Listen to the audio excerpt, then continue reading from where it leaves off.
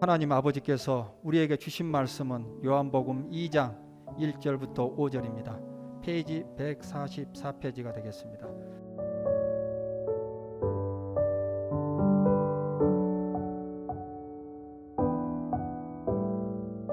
사흘 되던 날에 갈릴리 가나에 혼인이 있어 예수의 어머니도 거기 계시고 예수와 그 제자들도 혼인의 청함을 받았더니 포도주가 모자란지라 예수의 어머니가 예수에게 이르되 저희에게 포도주가 없다오니 예수께서 가라사대 여자여 나와 무슨 상관이 있나이까 내 때가 아직 이르지 못하였나이다.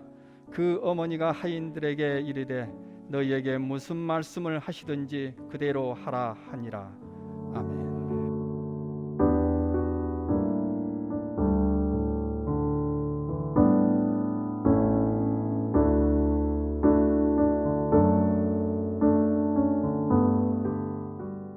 자, 결혼식이 있었습니다. 장소는 갈릴리 가나. 갈릴리 호수에서 가까운 마을이 가나인데 여기 가나에서 결혼식이 있었습니다. 누구의 결혼식이었느냐? 궁금하지요. 성경에는 이름이 안 나와 있어요. 왜냐하면 누구의 결혼식이었느냐 그건 중요한 게 아니기 때문에. 근데 우리가 추측하기로는 아마도 나다나엘, 예수님 제자 중에 나다나엘의 결혼식이 아니었을까. 왜냐하면 이게 나다나엘의 고향이 가나거든요. 나다나엘밖에 없어요. 여기가 고향인 사람은. 그래서 아마도 예수님 제자 중에 나다나엘의 결혼식이 아니었을까 이렇게 추측을 합니다. 아무튼 그건 중요한 것은 아니고 결혼식이 있었는데 그 옛날에 이스라엘 사람들은 결혼식을 어떻게 했느냐? 먼저 약혼을 했어요. 약혼. 그러면 이제 짝이 정해진 거죠. 그 다음에 어느 정도 지나고 나서 정혼을 합니다. 정혼을 하면은요 같이 살지는 않아. 그런데 부부라고 합니다. 남편이라고 하고 아내라고 하고 같이 동거하지는 않아요. 그러고 나서 이제 마지막 세 번째로 결혼식이 있습니다. 근데 결혼식이 어떻게 하느냐? 예수님을 모시고 하나님 앞에 예배를 드리는 거지요. 남자와 여자를 짝지어 주신 분이 하나님이시니 남자와 여자를 짝지어서 부부가 되게 하신 하나님께 영광을 돌리며 예배를 드리는 것입니다. 이 예배가 중요한 것이죠. 그냥 예배 없이 그냥 노래나 부르고 춤이나 추고 그냥 먹고 마시고 잔치하고 그건 안 믿는 사람들 하는 방식이고 믿는 사람들은 전부 다 하나님께 예배를 드렸어요. 예배가 가장 중요한 핵심이거든요. 근데 천주교에서는 우리보다 더 잘해요. 사실은 이 부분만큼은 칠성사 중에서 여기 결혼식을 혼배성사라고 합니다. 천주교에서는 아주 중요하게 여기죠. 혼배성사 아주 중요하게. 그 사람들은 세상 없어도 성당에서 결혼식이에요. 신부 모시고 혼배성사. 이 칠성사 중에 어느 것 하나라도 빠지면요 구원을 받기가 어렵다고 그들은 믿고 있는 것입니다. 그 정도로 칠성사 중에 하나라도 소홀히 하다가는 지옥에 간다고 생각을 하기 때문에 그들은요 절도적입니다. 성당에서 이 결혼 미사 드리는 거 아주 절도적입니다. 오늘 우리 개신교도 사실은 개신교에도 다 옛날에 성전에서 했어요. 우리 교회도 성전에서 다들 했지요. 예배를 드리면서 성전에서 했지요. 우리 교회도 그랬잖아요. 그래가지고 저 지하 식당에서 막 사흘씩 나흘씩 음식 준비하고 그때는 뭐 대단했었죠 뭐.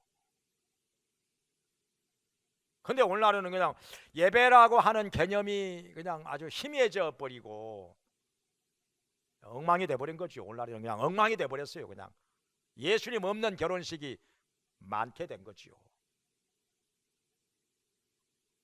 참 점점 하나님께로부터 멀어져 가는 그런 세상으로 빠져들어가는 결혼식이 점점 되고 있는 거죠. 근데 여기 예배도 드렸지만은 예배 드리고 나서 그 사람들은 잔치를 하는데 먹고 마시고 노래하고 잔치를 벌이는데 일주일 동안 했어요. 이스라엘 사람들 일주일 동안. 대단한 거지요. 뭐 결혼식 일주일 동안. 오늘날 우리들이야 뭐 얼마나요? 뭐 1시간도 안 하죠. 근데 그 사람들은 일주일 동안 했어요. 여러 일가 친척들 또 지인들 초대를 받아가지고 거기서 일주일 동안 먹고 마시고 잔치하고 성대하게 했던 것입니다. 그만큼 우리 인생에 있어서 중요한 것이기 때문에. 그런데 여기 결혼식에 마리아는 먼저 가 있었어요. 아마 준비하기 위해서 먼저 가 있었던 것 같습니다. 그리고 예수님이 제자들도 초대를 받았어요. 내가 결혼식에 참석을 했는데 문제가 생겼습니다. 포도주가 떨어졌어요. 잔치를 하는데 포도주가 아주 중요한 것인데 이게 떨어졌어. 난감하게 됐습니다. 갑자기 어디서 포도주를 만들어 올 수도 없고 포도주 공장이 있는 것도 아니고 이거 어떻게 합니까? 그래가지고 이것을 간파한 마리아가 예수님께 얘기를 합니다. 포도주가 떨어졌나이다. 그러니까 예수님께서 뭐라고 말씀하? 여자여 나와 무슨 상관이 있나이까? 내 때가 이르지 아니하였나이다. 이렇게 말하는 거예요. 자, 이게 무슨 뜻인가? 여기서 오해들이 많아요. 사실은 이 말씀을 가지고 오해들. 여자여 하니까 이건 뭐 버릇없이 이거 뭐 어머니한테 여자여 이게 뭐야 이렇게 생각할 수가 있는데 아닙니다. 그게 아니고 여자여 그 말은 존경하는 뜻으로 하는 말입니다. 옛날에는요 황제가 황후에게 여자여 이렇게 말을 했다고 그래요. 아주 존경하는 아주 정중한 언어인 것입니다. 여러분 하대하는 말이 아니에요. 예수님 만약에 하대하는 말을 하면 예수님께서 그렇게 했을 리가 없지요. 존경하는 말이라는 거. 여자여. 근데 우리말로 하면은 여자여 그러면 꼭 이게 하대하는 말 같이 들려서 너무 버릇없이 하는 말 같이 들려서 좀 오해가 있다는 말이죠. 차라리 이게 부인이요 이렇게 번역을 했더라면 또 모르겠어요. 아무튼 간에 존경하는 말이라는 거. 그런데 문제는 또 한 가지 뭐냐? 그러니까 여자여 나와 무슨 상관이 있나이까? 그러니까 내가 알아서 할 테니까 상관하지 마라. 그런 뜻 아니겠어요?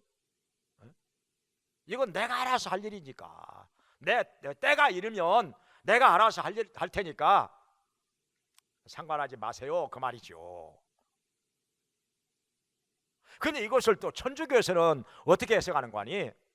예수님께 직접 부탁하려면은 조금 좀 어려우니까 부담스럽고 그러니까 예수님께 부탁하기보다는 마리아에게 이 친근감 있는 마리아에게 부탁을 하면 마리아가 그걸 또 예수님께 얘기를 해서 들어준다면 더 쉽지 않겠느냐. 그래가지고 그 사람들은 마리아한테 기도들을 해요. 자, 근데 생각을 해봅시다. 우리가 기도하면 마리아가 지금 옆에 있어가지고 들어줍니까? 마리아가 어디 있어요 지금? 마리아가 어디 있어요? 성당 안에 있습니까? 기도하는 사람 옆에 있어요? 천국에 가 있지요. 마리아는 천국에 가 있는 마리아가 우리의 기도를 들어줄까요? 그것도 수백 명, 수천 명, 수만 명이 한꺼번에 동시에 기도하며 들어줄까요? 그걸 한 사람의 기도도 못 들어줄 텐데 천국에 가 있으면. 그러니까 이것도 곤란하고 저것도 곤란하고, 이 땅에 있다고 하자니 없는 게 사실이고, 그러니까 돌로 마리아상을 만들어 놓고 거기다가 놓고 기도하고, 그러면 돌로 마리아상 만들어 놨으면 우리 기도 그것이 들어줄까요? 돌로 된 마리아상이 기도를 들어줘요? 그것도 안 될 말이고, 천국에 가 있다고 생각하니 너무 거리가 멀어 안 들어줄 것 같고, 그러니까 이것도 저것도 뭔가 마음에 걸려가지고 안 맞는 것 같으니까 천주교에서 만들어낸 것이 뭐냐면 마리아 성천설을 주장합니다.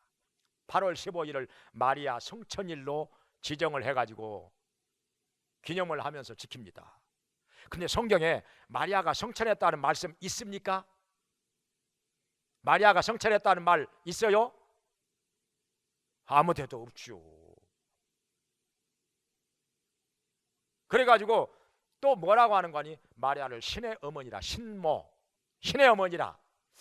맞는 말 같기도 한데, 예수님이 하나님이시니까 맞는 말 같기도 한데, 그래서 어떻게 하느냐? 마리아는 인간이 아니라 신이라, 이렇게까지 주장을 합니다. 그래야 마리아에게 우리가 기도하는 것을 마리아가 다 들어줄 거라고 믿을 수가 있는 거죠. 너무 무리수지만은 마리아가 신은 아니죠. 인간이죠. 믿음이 좋고 경건하고 지혜로운 여자인지라 하나님께서 마리아를 이 땅에 하나님의 아들이 태어나는 도구로 사용을 하신 것입니다. 메시아의 통로로 사용을 하신 것이죠. 신은 아니라 이 말이죠. 인간이기 때문에 우리가 기도하는 거 어떻게 다 들어줘요? 그걸 옆에 있어도 한 사람의 기도나 들을 수가 있는 것이지, 어떻게 수천 명 수만 명이 하면 옆에 있다고 해도, 지금 옆에 있다고 해도 못 들어주잖아요. 전에 제가 청년에 우리 고향교회에서 청년의 성경 공부 시간에 여자 고등학생이 참석을 했어요. 말씀을 듣고 싶어서 그랬는지, 교회 처음 나왔는데 한 두세 주 나왔는데 청년의 성경 공부 시간에 나와가지고 질문을 하더라고요. 무슨 질문을 하는 거니? 이렇게 한꺼번에 여러 사람이 동시에 기도를 하면 우리 하나님 골치 아프시겠다고 그러더라고요. 우리 하나님이 골치 아프실까요? 우리 하나님은 골치 안 아파요. 괜찮아요. 걱정 말고 한꺼번에 뭐 수만 명이 수십만 명이 기도해도 아무 걱정 없어요. 하나님은 다 들으셔요. 골치 안 아파요. 그냥 하나님 걱정을 다 하고 있어. 자기 걱정이나 하지. 아무튼 자, 이렇게 오해를 한다는, 그러니까 여기서 이 성경 구절 하나 오해를 하게 되니까, 이 첫 번째 단추를 잘못 꿰니까 계속해서 단추가 잘못 꿰지는 거예요. 처음에 빗나가니까 계속 빗나가는 거예요. 그래서 신앙의 기초가 중요하다는 거예요. 신앙생활뿐만 아니라 뭐든지 기초가 중요해요. 기초가 빗나가면 그 다음부터 계속 빗나가요. 계속 빗나가죠. 아무튼 간에 오해가 없어야 됩니다. 이 비하하는 말도 아니고, 여자여 그 말이 비하하는 말도. 그렇다고 해서 마리아한테 부탁을 해야 뭐 마리아가 예수님께 부탁을 해가지고 쉽게 다 들어준다, 그것도 아니고. 왜 예수님이 어렵습니까? 예수님하고 상관이 없으니까 어렵겠지요. 근데 예수님을 구주로 믿고 하나님이 나의 아버지가 되시면 뭐가 어렵습니까? 뭐가 어려워? 뭐가 부담스러워? 예수님 뭐라고 말씀하셨어요? 구하라 주실 것이요, 찾으라 찾을 것이요 문을 두드리라 너에게 열릴 것이니라. 내 이름으로 무엇이든지 내게 구하면 누구에게 구하라고요? 예수님께 내 이름으로 무엇이든지 내게 구하면 내가 시행하리라. 요한복음 14장 14절에 말씀을 하셨습니다. 예수님께 구하라고 그랬죠. 예수님께 구하라고 그랬죠. 왜 예수님께 못 구합니까? 이 말씀은 어디다 두고 내게 구하라 그래야만 내가 시행하리라 말씀하셨는데 왜 이 말씀은 안 믿는 거지요? 왜 마리아를 찾아가? 성경에 예수님께 구하라는 말씀은 여러 번 나와도 마리아에게 구하라는 말씀은 한 군데도 없어요. 성경대로 믿어야지요. 그래야 그것이 참된 신앙이고 올바른 신앙이지요. 자, 이건 하여튼 한번 참고로 짚고 넘어가고, 근데 여기서 예수님이 여자여 나와 무슨 상관이 있나이까 내 때가 이르지 아니하였나이다 이렇게 말씀하니까 마리아가 알아차렸어요. 아, 예수님한테 뭐 이래라 저래라 하는 것은 마리아의 할 일이 아니라 자기 할 일이 아니라는 거 금방 알아차렸습니다. 그러면 할 일이 뭐냐? 하인들에게 얘기를 합니다. 여기 5절에 보면은 하인들에게 너희에게 무엇을 명하든지 그대로 하라. 아주 중요한 역할을 하는 것입니다. 아주 지혜로운 역할이죠. 이게 마리아가 할 일이었던 것이죠. 하인들에게 너희에게 무엇을 명하든지 그대로 하라. 왜 이 말씀을 마리아가 하였을까요? 이유가 있습니다.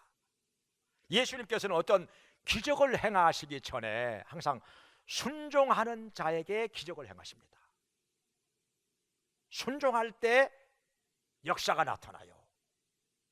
지금 예수님께서 이 집에 포도주가 떨어졌는데 이 포도주가 떨어진 문제를 예수님께서 해결해 주실 거라고 하는 것을 마리아는 알고 있었던 것입니다. 마리아가요 대단한 믿음이 있습니다. 예수님이 하나님의 아들이기 때문에 구세주이기 때문에 뭐든지 원하시면 다 하실 수 있다는 거 마리아는 알고 있었던 거예요. 포도주가 떨어진 것도 해결할 수 있다는 거.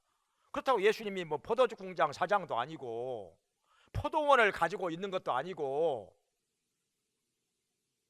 어떻게 해결합니까? 아무튼 예수님께서는 어떻게든 해결하실 수 있다는 것을 마리아는 믿고 있었던 것입니다. 그래서 표적이 나타나기 전에 이 기적을 행하시기 전에는 순종이 필요하다는 것. 그래서 하인들에게 너희에게 무엇을 명하든지 그대로 하라, 순종하라, 이렇게 순종을 준비시켜 놓았던 것입니다. 정말 중요한 역할을 한 것이고 지혜로운 일을 한 것입니다. 근데 성경에 보면은요, 마리아는 왜 이 원리를 어떻게 알고 있었는가 하니, 여기서 지금 갈릴리 가나에서는 기적을 처음으로 행하셨지만은 그 이전에 이미 기적을 행하셨습니다. 지금 여기 제자들이 몽땅 따라왔잖아요. 그 이전에 베드로를 제자 삼는 그날 어떤 일이 있었습니까? 베드로에게 예수님 명하십니다. 저 깊은 곳에 가서 그물을 내려라. 그러니까 베드로가 뭐라고 하죠? 밤이 맞도록 수고하였지만 잡은 것이 없습니다. 그러나 말씀에 의지하여 그물을 내리겠습니다. 그렇게 가지고 깊은 데다가 그물을 내렸다가 올렸더니 그물이 찢어질 정도로 고기가 가득 잡혔습니다.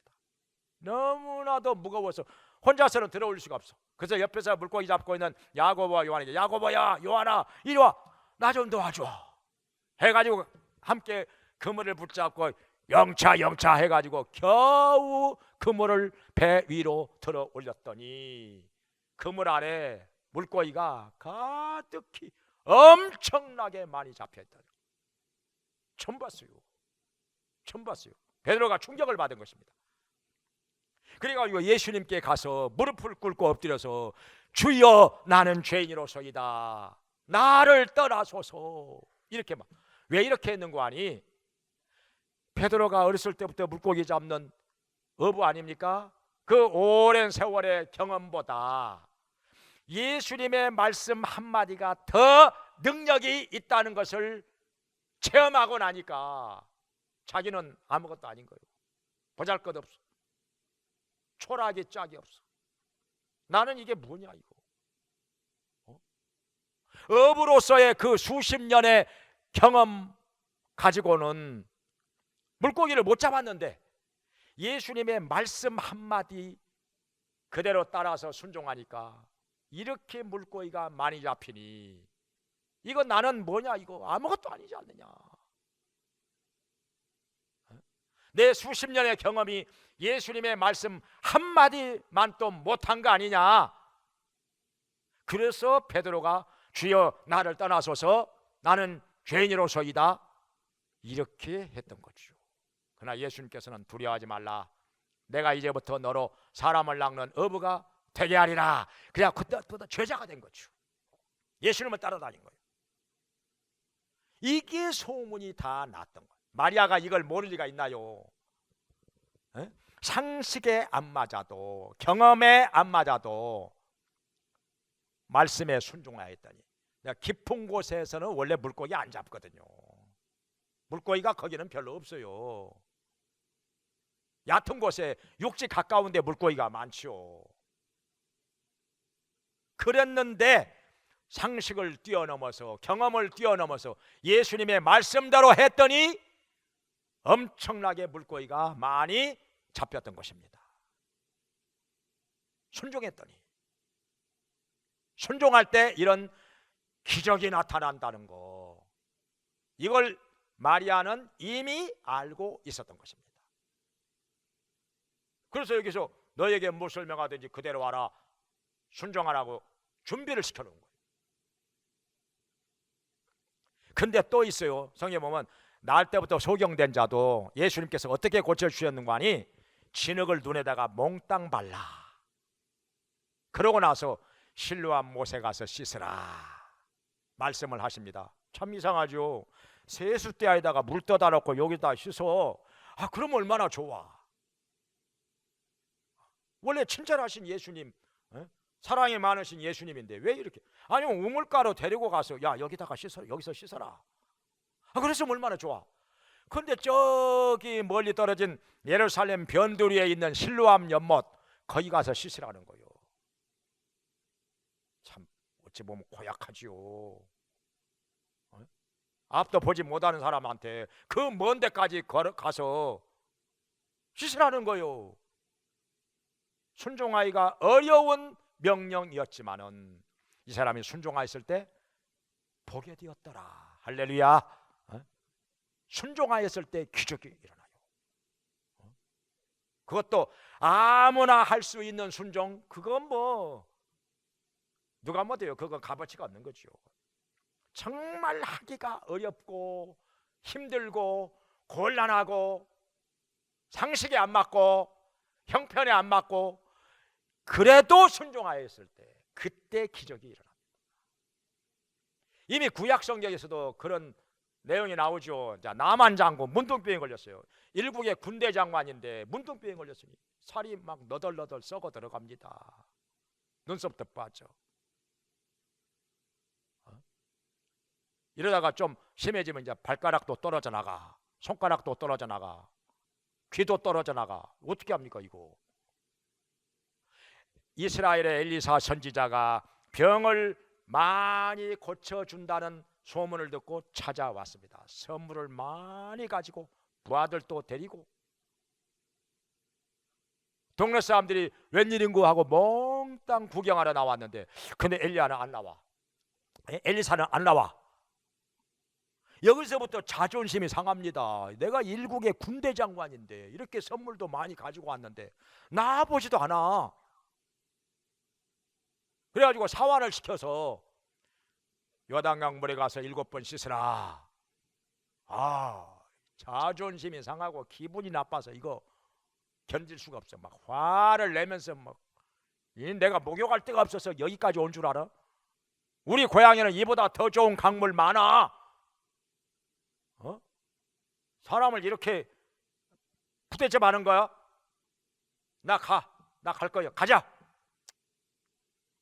막 씩씩거리면서 그냥 얼굴이 벌게져가지고 그냥. 근데 부하들이요 지혜로워. 부하들이 지혜로워. 이보다 더 한 일도 하라면 해야 하지 않겠습니까? 하물며 씻어 깨끗게 하라는 거, 이건 못 하십니까? 여기까지 와가지고 이건 못 하시겠습니까? 부하들이요 지혜로운 충고를 합니다. 그래서 나만이 부하들의 말을 들어보니까 맞아. 옷 벗고 요단강물에 들어가 7번 들어갔다 나왔다 들어갔다 나왔다 들어갔다. 동네 아줌마들 다 어린아이들까지 구경하고 있는데 처음에는 자존심이 상했죠. 왜냐하면 자기의 그 막 썩어가지고 너덜너덜 이런 살 옷 벗고 물속에 들어가면 다 볼 거 아니에요. 여자들도 지금 다 구경하고 있는데 어떻게 하나 보자 하고 지금 얼마나 창피하고 얼마나 자존심 상합니까? 그래서 그렇게 생각했던 거지. 엘리사가 나한테 감정이 있어가지고 나를 갖다가 망신 주려고 작정을 한 거야. 이거 나를 아주 망신 주려고. 근데 오해할 만돼요. 왜냐하면은 그 당시에 이스라엘하고 그 나만 장군의 아람 나라는 전쟁이 자주 있었거든요. 서로의 관계가 안 좋았어요. 전쟁이 자주 있었어요. 더군다나 그 나라의 적국의 군대 장관이 문둥병 걸려가지고 왔으니 너희 놈 엿먹어라 하고 그냥 그렇게 할 수도 있었겠지요. 나만 장군이 이렇게 막 성질이 난 거 이게 무리도 아닙니다. 이게 그렇게 생각할 만도 해요. 서로 적대관계에 있는 나라니까. 그런데 부하들의 지혜로운 권고를 듣고 이 부하들이 이게 지혜로운 거예요. 이게 정말 중요한 역할을 한 거예요. 그래가지고 요단강물에 들어가서 7번 씻었더니 문둥병이 깨끗이 나았더라. 어린아이의 살과 같이 여전하여졌더라. 기적이 일어난 거예요. 할렐루야. 이렇게 곤란하고 아주 그냥 고약스러운 명령에도 순종할 때 기적이 일어나요. 순종할 때 역사가 일어나요. 성경에 보면 다 그래요. 다 그래요. 모세한테 물이 지금 없어. 마실 물이. 지팡이로 반석을 쳐라. 반석을 치는 게 쉬운 것 같지만은요, 치는 거야 쉽지요. 근데 물이 나올 거라고 믿으면 그게 쉽지만 물이 안 나올 거라고 생각을 해봐요. 에이, 뭐 반석을 친다고 뭐 물이 나와? 그렇게 생각하면 반석 못 쳐요. 못 쳐요 그거. 마라에 갔을 때 물이 써. 못 마셔. 막대기를 가리키면서 하나님께서 이 기도하는 모세에게 막대기 물에 던져라. 이게 쉬운 것 같지만은요, 막대기를 물에 던졌어. 그랬더니 물이 단물로 변하여 온 백성이 다 마시게 되었더라. 순종할 때 기적이 일어납니다. 이게 알고 보면 쉬운데, 믿음이 있으면 쉬운데 믿음 없이 하려고 하면은요 정말 창피하기도 하고 자존심도 상하고 상식에 안 맞기도 하고 형편에 안 맞기도 하고 안 맞죠. 정말 어려운 거 이게. 근데 하나님께서는 우리에게 기적을 행하실 때 그냥 기적을 행하시는 법이 없어요. 꼭 곤란한 것을 명령하셔 놓고 순종할 때 기적이 일어나요. 순종할 때 역사가 나타나요. 이 원리를 마리아가 잘 알고 있었던 것입니다. 그래서 하인들에게 너에게 무엇을 명하든지 그대로 하라. 얼마나 마리아가 지혜로운 사람이고 자기 역할을 아는 사람이었습니까? 정말 마리아가 이렇게 안 했으면요 기적, 물이 포도주 되는 기적 안 일어났어요. 예수님께서 말씀하시잖아요. 돌 항아리 6개다. 물 9가지 가득 채워. 하인들이 채웠습니다. 연회장에 갖다 줘. 떠서 연회장에 갖다 줘. 갖다 주는데 가는 동안에 포도주가 된 것입니다. 연회장이 깜짝 놀라. 이 포도주 어디서 났어? 이렇게 맛있는 포도주 어디서 났어? 모르지요. 이해가 안 되지요. 근데 하인들은 알더라. 그 물을 떠다 주는 하인들은 알더라. 예수님께서 기적을 행하신 거. 이렇게 기적을, 물이 포도주 되게 하는 기적을 행하시니까 그때부터 제자들이 예수님을 하나님의 아들로 믿더라. 이렇게 되었습니다. 여기 11절에 예수님을 하나님의 아들로, 그리스도로, 구세주로 믿더라. 이 기적을 보고 제자들도 이때부터 믿었던 거예요. 보통 분이 아니라 하나님의 아들이라, 우리의 구세주라 믿었던 거죠. 그런데 여기서 우리가 주목할 것은 마리아의 역할, 아주 중요한 역할이고 지혜로운 역할을 한 것입니다. 순종하게 한, 하인들에게 순종하다, 무엇을 명하든지 순종하도록 이렇게 말한 거, 정말 센스가 있었습니다. 성경에 보면은요, 이런 자기 역할을 아는 사람들이 많이 나와요. 다윗 보면은요, 다윗이 사울 왕에게 쫓겨서 브레셋 땅에 시글락성에 가서 600명의 부하들과 함께 살고 있습니다. 그런데 거기서 뭘 했느냐? 그냥 주는 거, 그냥 밥 주는 밥이나 먹고 그냥 옷이나 입고 그냥 편안히 그냥 살고, 그게 아니었습니다. 만약 그렇게 했으면 다윗은 별것 아닌 사람이었지요. 그런데 다윗은 부하들을 거느리고 틈만 나면 아말렉 사람들을 가서 칩니다. 그 치는 게 그렇게 좋은 것이냐? 좋은 것은 아니지만은 아말렉 사람들 이스라엘과 적대 관계에 있었거든요. 적국이었어요. 거기다가 하나님께서는 아말렉 사람들을 진멸하라고 명령을 이미 하셨습니다. 그런데 사울 왕이 다 진멸하지 않았어요. 그래가지고 이렇게 많이 남아 있는 거예요. 사울 왕이 불순종한 것입니다. 그래서 하나님의 명령은요, 아말렉 사람들을 이 땅에서 완전히 없애버리라는 거예요. 왜냐하면은 이스라엘 백성들이 애굽에서 나올 때, 가나안 향해서 갈 때 아말렉 사람들이 방해했거든요. 막 가로막았거든요. 그때 하나님께서는 아말렉 사람들을 지면에서 쓸어버리리라 이렇게 말씀하셨어요. 그래서 그냥 아말렉 사람들이 그냥 미워서 보기 싫어서 그런 게 아니고 하나님의 명령이기 때문에 다윗은 가서 틈만 아말렉 사람들 가서 칩니다. 그리고 그들의 재물을 빼앗아 가지고 와. 그래가지고 자기들의 부족한 것도 채우고, 그러고도 남은 것을 유다 지파에 있는 유력한 장로들에게 선물로 보냅니다. 부하들을 시켜서 선물로 보냅니다. 주어서 싫어하는 사람 있겠습니까? 더군다나 선물을 주면 사람마다 친구가 되리라 자문에 말씀하셨는데, 다 다윗의 편이 됩니다. 다윗의 사람이 됩니다.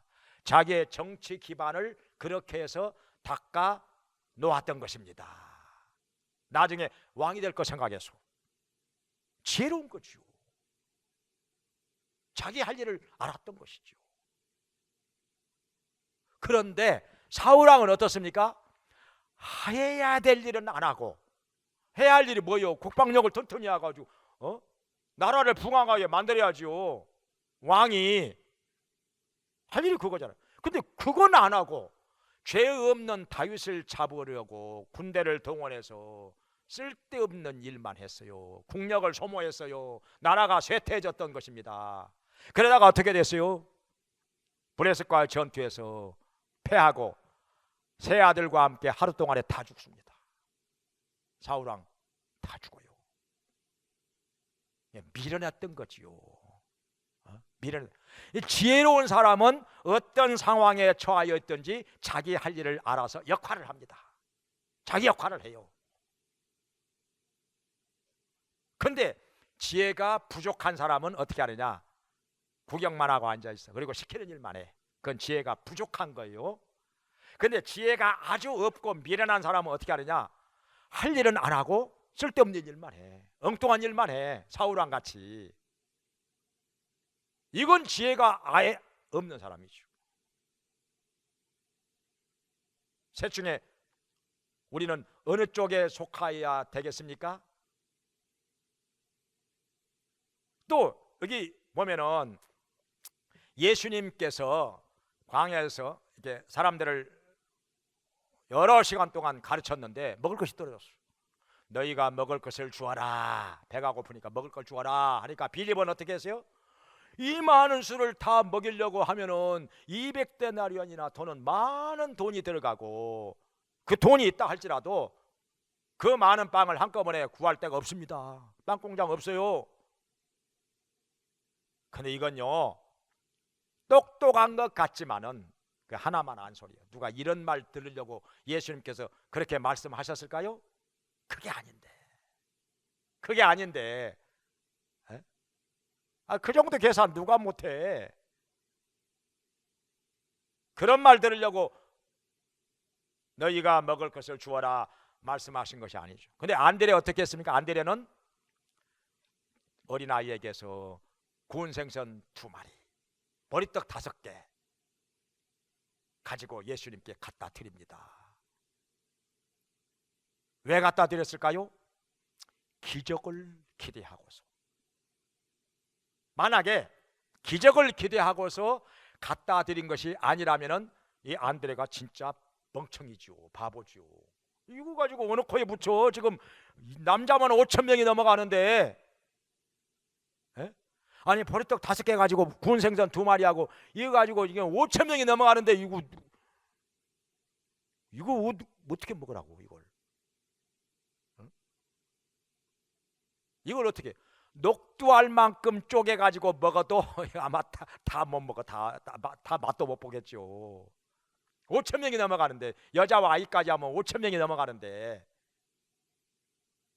그러니까 이거 가지고 이걸 그대로 찢어서 나눠주라고 갖다 드린 것이 아니라 기적을 기대하고, 예수님께서 행하실 기적을 기대하고 갖다 드린 거죠. 그러니까 안드레가 진짜 믿음이 있는 사람이고 지혜로운 사람이죠. 이렇게 지혜로운 사람이니까 자기 형 베드로를 예수님께로 인도해서 제자가 되게 한 거잖아요. 지혜로운 사람이 많은 사람을 옳은 대로 돌아오게 한다고 다니엘서에 말씀하셨죠. 전도는요, 지혜가 있는 사람이 열매를 많이 맺어요. 지혜가 있는 사람이. 그래서 예수님께서는 제자들이 둘씩 짝지어서 전도하러 나갈 때 뱀같이 지혜롭고 비둘기같이 순결하라 말씀하시고, 지혜로운 사람이 전도 많이 합니다. 열매 많이 맺습니다. 지혜로운 사람에게는 보이거든요. 저 사람을 어떻게 해야 주님께로 인도할 것인가, 이게 보이거든요.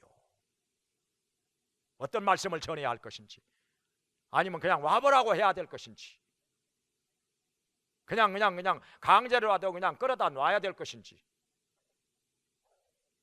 보이거든요. 이게 지혜로운 사람은. 안드레가 그런 사람이었어요. 프랑스에 전쟁이 일어났습니다. 영국하고 프랑스 간에. 근데 영국군이 더 강해요. 프랑스가 계속 밀립니다. 포위를 당합니다. 싸울 용기도 다 잃어버렸습니다. 그때 저 프랑스 저 남동부 지방에, 알사스 지방에 살고 있는 이 독일하고 이 국경이 가까워요. 여기에 살고 있는 17세의 소녀에게 천사가 나타나 지시를 합니다. 그가 누구? 잔다르크.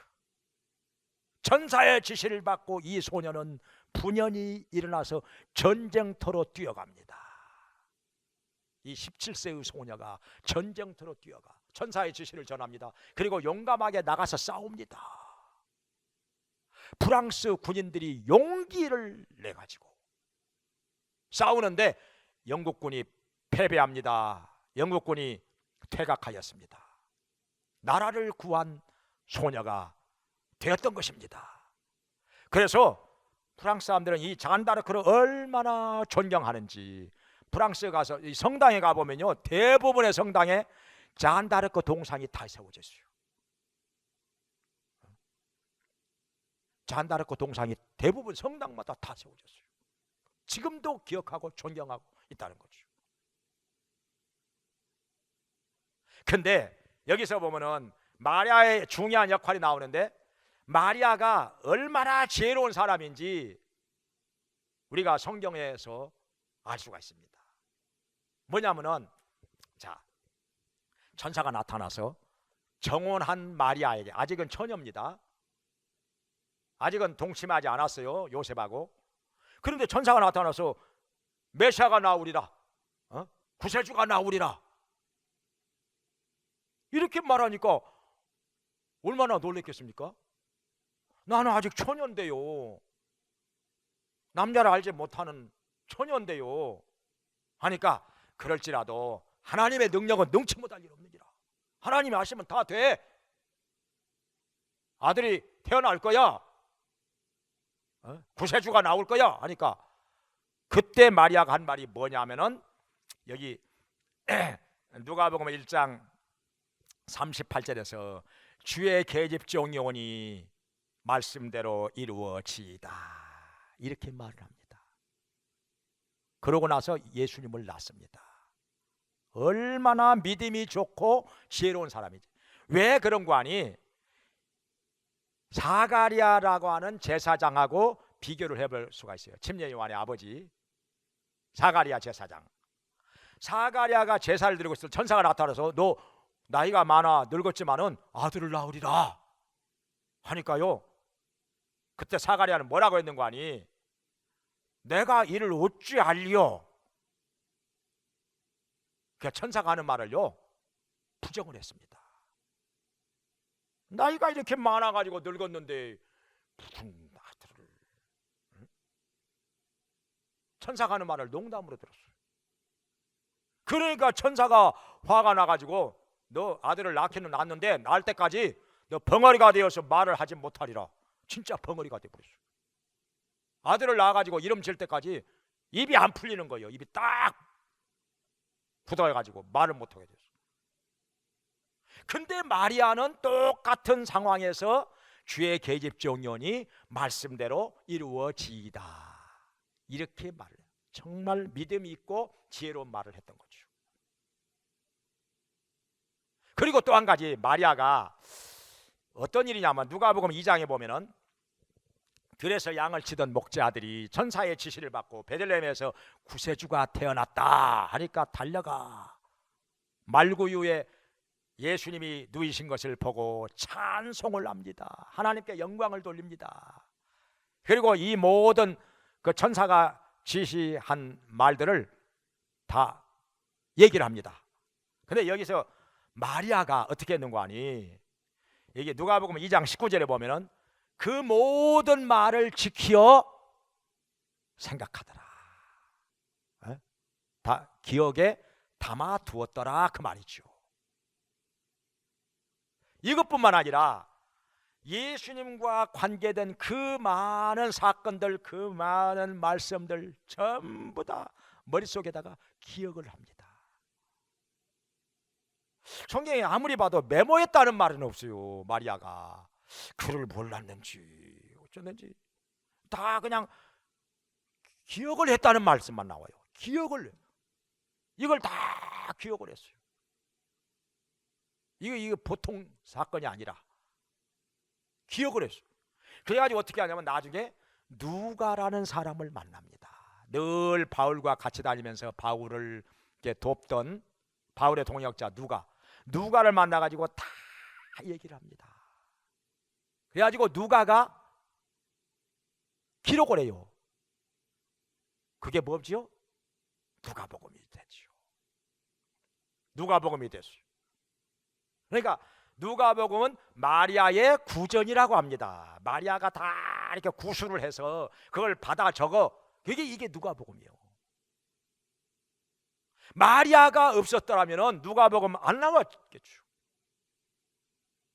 예수님과 관계되어서 일어난 모든 사건들, 모든 말씀들 마리아가 전부 다 기억을 합니다. 그래가지고 누가에게 다 구술을 해요.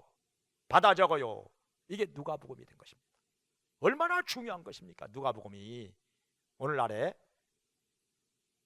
그러니까 마리아는 어떤 상황에 처하였든지 간에 자기가 해야 할 역할이 무엇인지를 알았던 것입니다. 지혜로운 사람이었던 거죠. 오늘날에도 그렇습니다. 여러분 각자가 처한 상황이 물론 다르겠죠.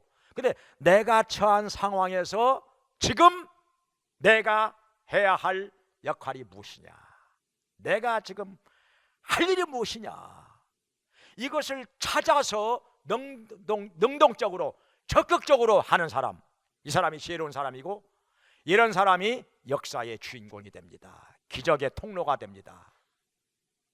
우리를 하나님께서 이렇게 사용하시기를 주의 이름으로 축원합니다. 기도하겠습니다.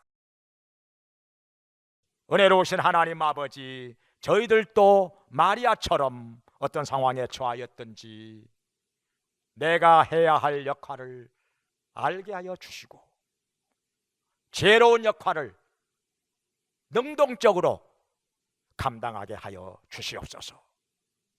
구경만 하는 사람 되지 않게 해주시고, 수동적으로만 움직이는 사람 되지 않게 하여 주시고, 능동적으로 내가 해야 할 일을 깨달아서 지혜로운 역할 하는 사람 되게 하여 주시옵소서. 그리하여 역사의 주인공이 되게 하여 주시고, 기적의 통로로 쓰임을 받게 하여 주시옵소서. 주님, 저희들에게 가르쳐 주시옵소서. 인도하여 주시옵소서.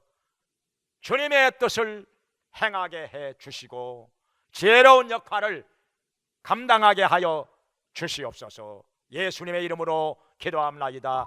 아멘.